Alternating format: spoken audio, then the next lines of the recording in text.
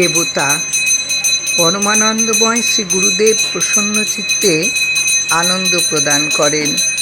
তিনি জ্ঞানস্বরূপ, নিজ বোধযুক্ত। যোগীন্দ্র পূজা এবং ভবরোগের চিকিৎসক শ্রী গুরুদেবের নিত্য ভজনা করিতে হয়। শ্রী গুরুদেবের অধিক কিছুই নাই। শ্রী গুরুদেবই ব্রহ্মা বিষ্ণু শিবাত্মক, তিনি সর্বজগতের প্রভু। শ্রী গুরুদেবের অতিরিক্ত শ্রেষ্ঠ কিছুই নাই। শ্রী গুরুদেবের পূজাই করিবে।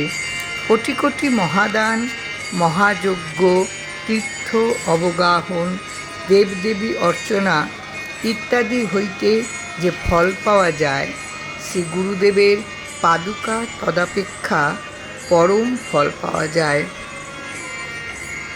শ্রী গুরুদেবের পাদুকা স্মরণ করিলে মহারোগ, মহা উৎপাত, মহাদোষ, মহাভয়, মহা আপদ, মহাপাপ ইত্যাদি হইতে রক্ষা পাওয়া যায়। এই শরীরের মধ্যে চিরস্থায়ী নির্বিকার যে আত্মা, তিনি আছেন। তিনি গুরু, তিনি জগতের কারণ। আত্মা হইতেই বিশ্ব সংসারের সৃষ্টি ও রূপসমূহের প্রকাশ।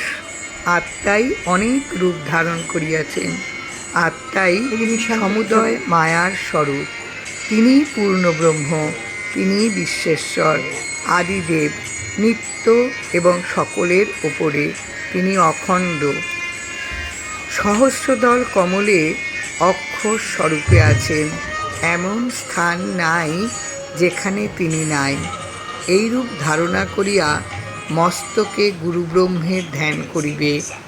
গুরু কৃপাহি কেবলম।